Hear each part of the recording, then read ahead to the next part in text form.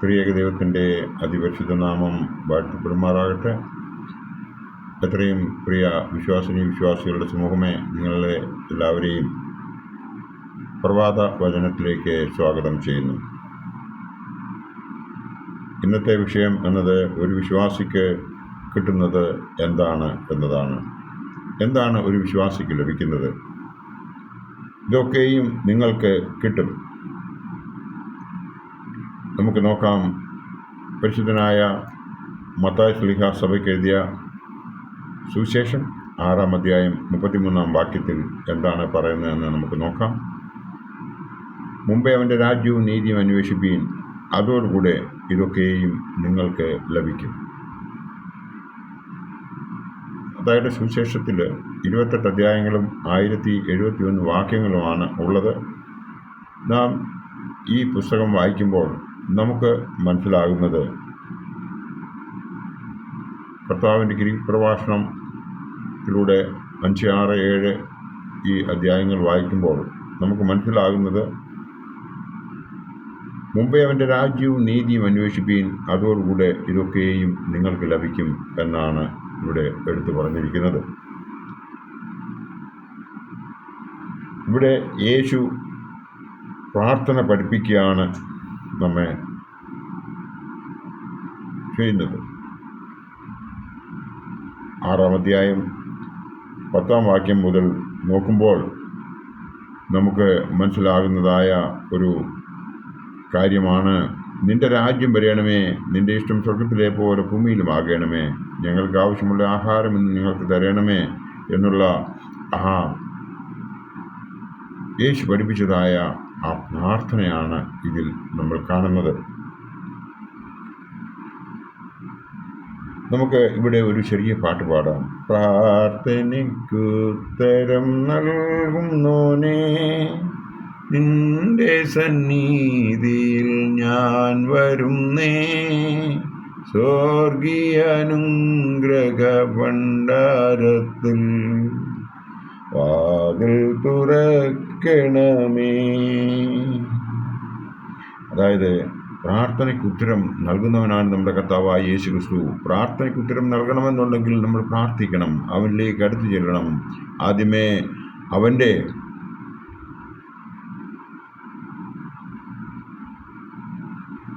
രാജ്യവും നീതിയും നമ്മൾ അന്വേഷിക്കണം, അതോടുകൂടെ ഇതൊക്കെയും നമുക്ക് ലഭിക്കും എന്നാണ് പറയുന്നത്.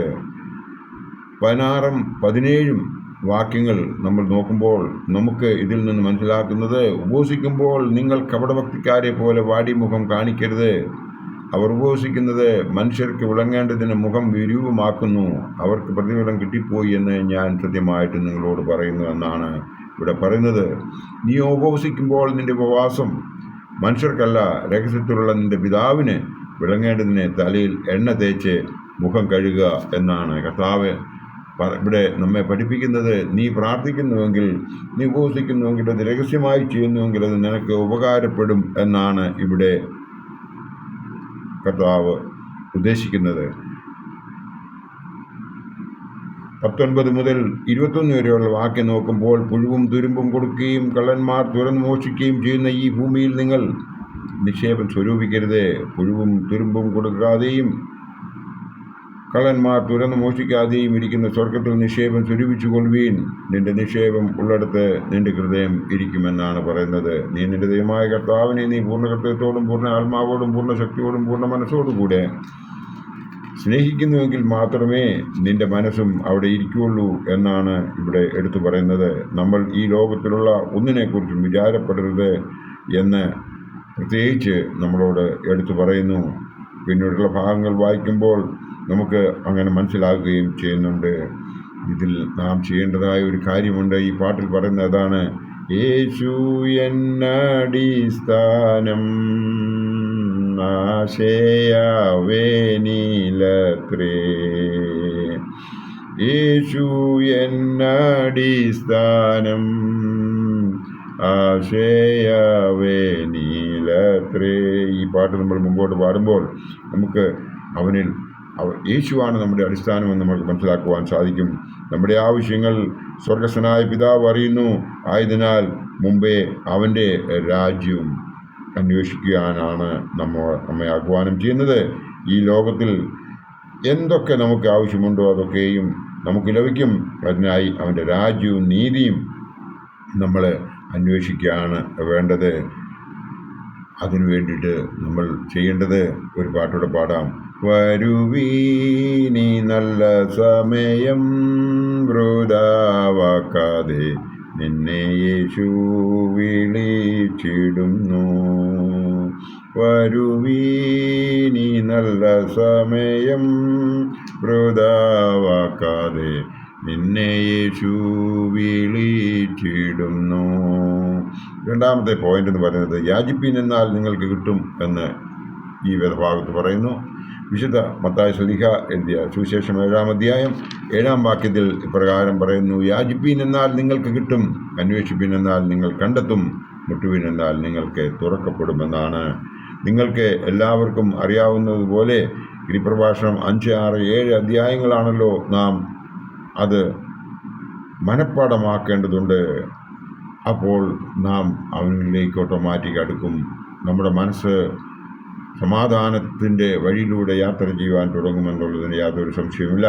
മൂന്നാമത്തെ പോയിന്റ്, നന്മ എത്ര അധികം കിട്ടും. 7-ാം അധ്യായം 11-ാം വാക്യത്തിൻ്റെ 2-ാം ഭാഗം നമുക്ക് ഒന്ന് എടുത്ത് വായിച്ചു നോക്കാം.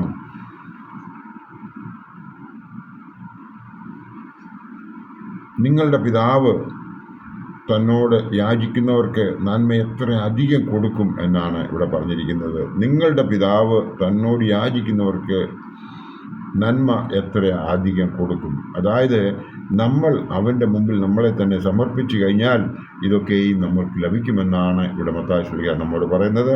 നാം മക്കളെ സ്നേഹിക്കുന്നത് പോലെ ക്രിസ്തു നമ്മളെ സ്നേഹിക്കുന്നു എന്നുള്ളതിന് യാതൊരു സംശയവുമില്ല. അപ്പോൾ ഇവിടെ നമ്മൾ മനസ്സിൽ ചിന്തിക്കേണ്ട ഒരു പാട്ടുണ്ട്. നിന്ദാനം ഞാൻ അനുഭവിച്ചു എന്നുള്ള ആ പാട്ട് നമ്മൾ ഒറ്റയ്ക്കിരിക്കുമ്പോൾ ഒന്ന് പാടി നോക്കണം. 4-ാമത്തെ പോയിന്റ്, ആ നാഴികയിൽ തന്നെ നിങ്ങൾക്ക് കിട്ടും. എന്താണ് ആ നാഴികയിൽ തന്നെ നിങ്ങൾക്ക് കിട്ടുന്നത്?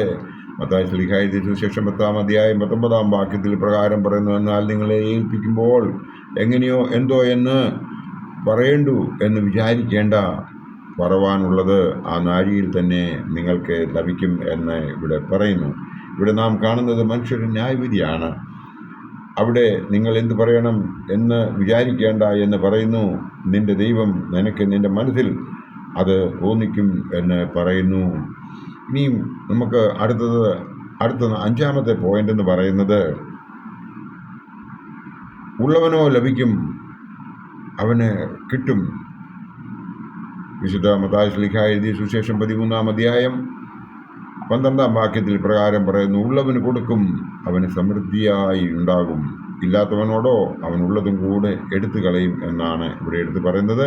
ഇവിടെ നാം കാണുന്നത് വിത്ത് വിതക്കാരൻ്റെ ഉപമയാണ്. ദൈവഭക്തി ഉള്ളവന് സമൃദ്ധിയായി ലഭിക്കും എന്നാണ് ഇവിടെ പറയുന്നത്. ബാലശിക്ഷ കിട്ടും.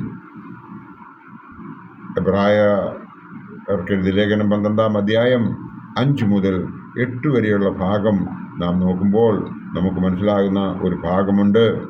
മകനെ, കർത്താവിൻ്റെ ശിക്ഷ നിരസിക്കരുത്, അവൻ ശാസിക്കുമ്പോൾ മുഷിയരുത്. കർത്താവ് താൻ സ്നേഹിക്കുന്നവരെ ശിക്ഷിക്കുന്നു, താൻ കൈക്കൊള്ളുന്ന ഏത് മകനെയും തല്ലുന്നു എന്നിങ്ങനെ മക്കളോട് എന്ന പോലെ നിങ്ങളോട് സമ്പാദിക്കുന്ന പ്രബോധനം നിങ്ങൾ മറന്നു കളഞ്ഞുവോ? നിങ്ങൾ ബാലശിക്ഷ സഹിച്ചാൽ ദൈവം മക്കളോട് എന്ന പോലെ നിങ്ങളോട് പെരുമാറുന്നു. അപ്പൻ ശിക്ഷിക്കാത്ത മകൻ എവിടെയുള്ളൂ? എല്ലാവരും പ്രാപിക്കുന്ന ബാലശിക്ഷ കൂടാതിരിക്കുന്നു എങ്കിൽ നിങ്ങൾ മക്കളല്ല, കൗടലേന്മാരത്രേ എന്നാണ് ഈ വേദഭാഗം നമ്മോട് പറയുന്നത്. ഇവിടെ നാം കാണുന്നത് ക്രിസ്തു ആരെ സ്നേഹിക്കുന്നുവോ അവരെ അവൻ ശിക്ഷിക്കും. നമ്മൾ അതിൽ പരിഭ്രാന്തരാകാതെ അവൻ നമ്മോടൊപ്പമുണ്ട് എന്ന് നമ്മൾ ചിന്തിക്കേണ്ടതുണ്ട്. അതിനായി നമ്മൾ ചിന്തിക്കേണ്ടതായ ഒരു പാട്ടുണ്ട്. എനിക്കായി കരുതുന്നവൻ, ഭാരങ്ങൾ വഹിക്കുന്നവൻ, എനിക്കായി കരുതുന്നവൻ, ഭാരങ്ങൾ വഹിക്കുന്നവൻ, എന്നെ കൈവിടാത്തവൻ, യേശുവൻ കൂടെയുണ്ട്, എന്നെ കൈവിടാത്തവൻ യേശുവൻ കൂടെയുണ്ട്. ഈ പാട്ട് മുഴുവൻ പാടിക്കഴിയുമ്പോൾ നമുക്ക് ഒരു ആശ്വാസം ലഭിക്കും എന്നുള്ളതിന് യാതൊരു സംശയവുമില്ല. ഇന്ന് നാം കണ്ടത് 6 പോയിന്റുകളാണ്. ഇതൊക്കെയും നിങ്ങൾക്ക് ലഭിക്കും. വിശുദ്ധ മത്തായി ശ്ലീഹാ എഴുതിയ സുവിശേഷം 6-ാം അധ്യായം 33-ാം വാക്യം. രണ്ടാമത്തെ പോയിന്റ്, യാചിപ്പീൻ എന്നാൽ നിങ്ങൾക്ക് കിട്ടും. വിശുദ്ധ മത്തായി ശ്ലീഹാ എഴുതിയ സുവിശേഷം 7-7. മൂന്നാമത്തേത്, നന്മ എത്ര അധികം കിട്ടും. മത്തായി 7:11 രണ്ടാം ഭാഗം. നാലാമത്തത്, ആ നാഴികയിൽ തന്നെ നിങ്ങൾക്ക് കിട്ടും. 10-ാം അധ്യായം 19-ാം വാക്യം. 5, ഉള്ളവനോ ലഭിക്കും, അവന് ലഭിക്കും. 6-ാമത്തെ പോയിന്റ്, ബാലശിക്ഷ കിട്ടും എന്നാണ് ഇവിടെ എടുത്ത് പറഞ്ഞിരിക്കുന്നത്. ഒരു വിശ്വാസി പതറാതെ ദൈവത്തിൽ ആശ്രയിക്കുന്നുവെങ്കിൽ അവനെ ദൈവം കൈവിടുകയില്ല എന്നതാണ് ഇവിടുത്തെ സാരം. അതായത് ഒരു വിശ്വാസിക്ക് ലഭിക്കുന്നത് എന്താണെന്ന് ചോദിച്ചു കഴിഞ്ഞാൽ, അവൻ വിശ്വസിച്ചുകൊണ്ട് ദൈവത്തിൽ അവനെ തന്നെ സമർപ്പിച്ചു കഴിഞ്ഞാൽ അവൻ ഒരിക്കലും കുലുങ്ങിപ്പോവുകയില്ല എന്ന് നമുക്ക് ഈ വേദഭാഗത്ത് നിന്ന് മനസ്സിലാക്കുവാൻ സാധിക്കും. ദൈവം നമ്മളെ എല്ലാവരെയും അനുഗ്രഹിക്കട്ടെ. അപ്പോൾ ഒരു പാട്ട് പാടി നമുക്ക് ഈ ഇന്നത്തെ ഭാഗം നമുക്ക് അവസാനിപ്പിക്കാം. അതിൽ ഇപ്രകാരമാണ് പറയുന്നത്: